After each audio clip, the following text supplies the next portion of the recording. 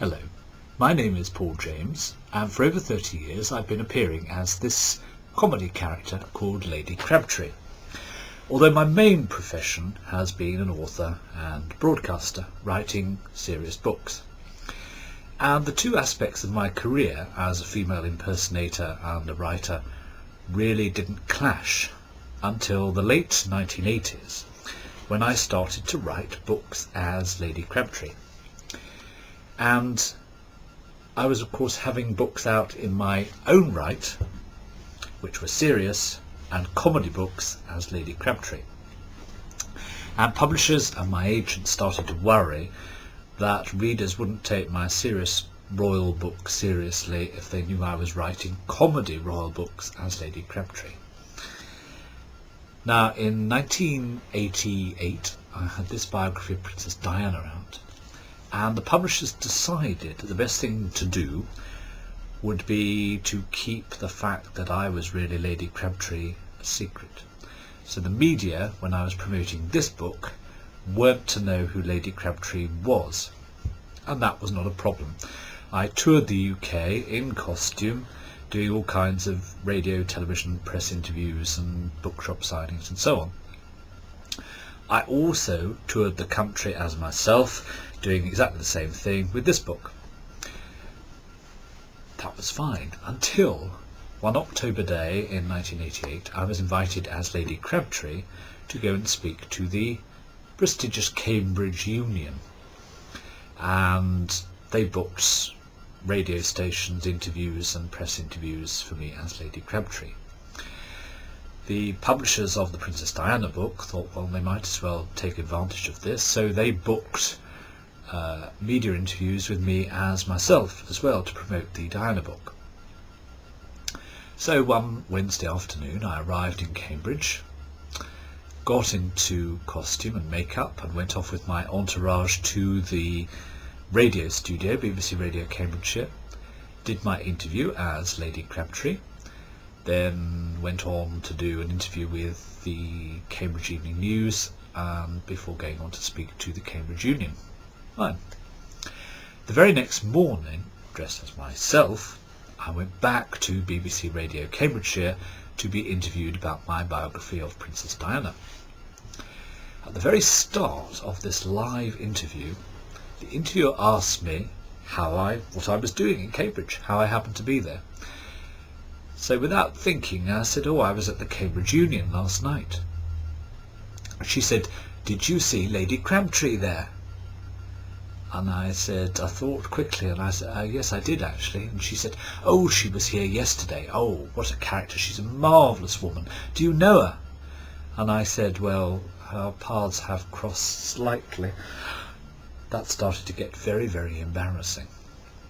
Now, to try and prove that Lady Crabtree and I weren't one and the same person, I then did a series of radio interviews on which, being radio and therefore not seeing, Lady Crabtree and I could appear at exactly the same time, such as this programme I did with Julian Clegg.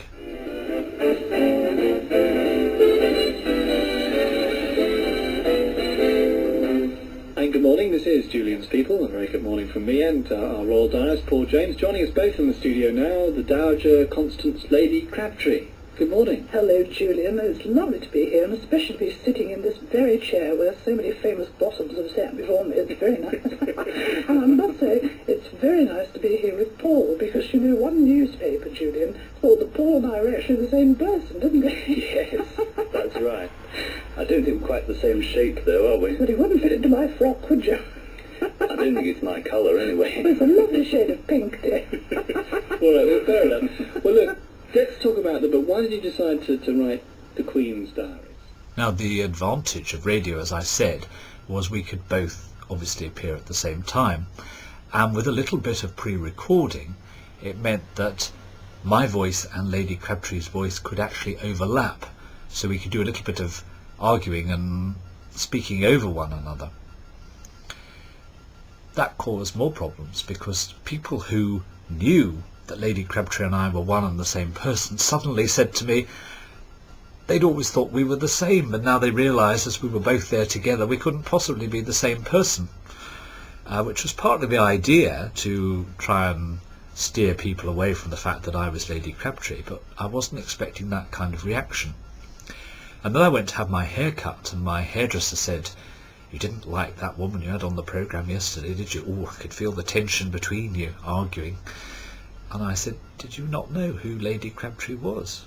"No," he said. So that was a fascinating exercise, but it did steer people away from thinking that we could possibly be one and the same. And then, of course, through the magic of video, Lady Crabtree and I could actually appear together, well, in the same video, if not exactly at the same time. Hello, my name is Paul James, and over the last 30 years or so, there have been many rumours in the British newspapers in particular that Lady Crabtree and I are actually one and the same person. And this is a rumour that has dogged us for so long that tonight I have asked Lady Crabtree here. She was only at a bridge party, nothing important, but I've asked her if she would come here just so that she and I can be seen in the same video, and hopefully that will put an end to the rumours once and for all. So may I ask you to welcome the Dowager Lady Crabtree. Thank you very much. Well, thank you very much, very kind of you. Now, I must say this is a very ludicrous situation. My name is Lady Crabtree, by the way, but how ludicrous can you get that you have to come and prove that you're not him? I don't know. Don't like him either. But it is, he is right in that respect that it's a rumour that's gone around a long time, so we could just scotch it. I suppose one can take great comfort in those words of Oscar Wilde, who said that you shouldn't worry when people talk about you. It's when they stop talking about you that's the time to worry. And I suppose one could just also take comfort in that adage. Do I have my medicine? Yes.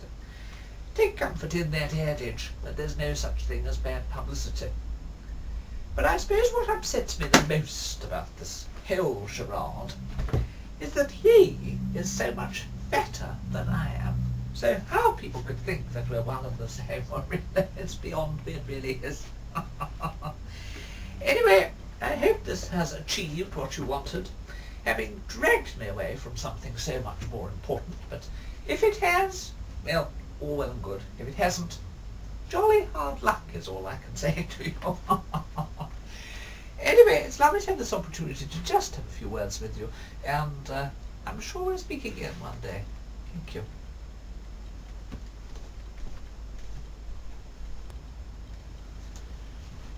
Well, thank you very much to Lady Crabtree, and I hope, as her ladyship said, that has brought an end to the rumours.